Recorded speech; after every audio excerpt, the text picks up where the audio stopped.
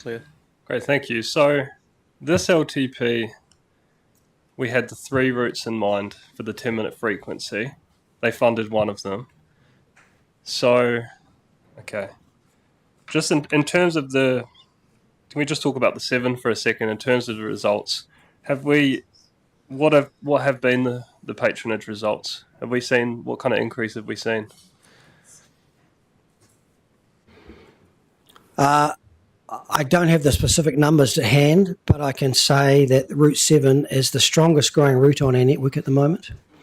If I look at July, August, September, I have seen circa 7% growth on that route, circa. We'll have to come back to you with the detailed numbers, but it is going very well.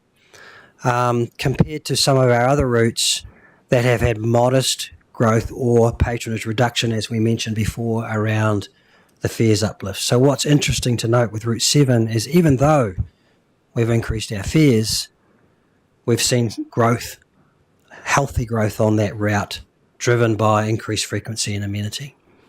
These are the kind of things that I want to see publicised. Yeah. Because that's part of the evidence case that we need to be building to say this works. And then if we're socialising that with the world, it makes it really difficult for the government when we do put our investment cases forward to say, oh yeah, nah, because we've already got the public on board with the strategy that we have. So if we can get those numbers and do something around that, I think it would be really good. Yeah, sorry, I just had to butt in, but we'll go Joe and then Perhaps you could share the stream to your followers, Dale. Oh, absolutely. So when I can find a time in the day at the moment to do these things, I will. Supplementary. So we can safely assume that uplift is having a positive impact on our private ratio, our revenue ratio. We can safely assume that it's definitely positively contributing to meeting our target and offsetting any losses that we're seeing in other parts of the network. Supplementary. So have any conversations been had by the team around looking at picking one of these off locally? So instead of funding for both of them, saying actually, might we look at locally funding the 5 uplift and the impact of that in terms of the signals to the government that we're taking this very seriously, we have it in our long-term plan. Have those conversations been had or no? Okay. I mean, that is definitely one for council. I can imagine, there'd be definitely different views on that, but it's something we may consider.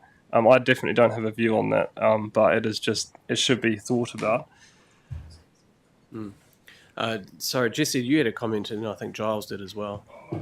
I was only going to mention, sorry, just as we move into submissions on the GPS next year as well, highlighting the key achievements that we've been making in the public transport space to justify having public transport more highlighted or PT Futures and MRT highlighted in the GPS, basically, so we can get that funding stream coming down through. So, yeah. Excellent. I do it multiple times. NZTA recognised the success of Route 7. It is about funding availability.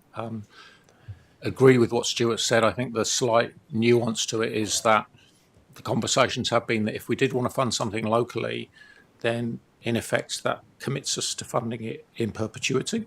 If the government never comes to the table, it also starts to set a precedent of, well, if you can do it on your own, you don't need national funding. So fundamentally would shift the balance of who is paying for what. So whilst there's always the opportunity to fund locally, those things need to be thought through in terms of the long-term implications.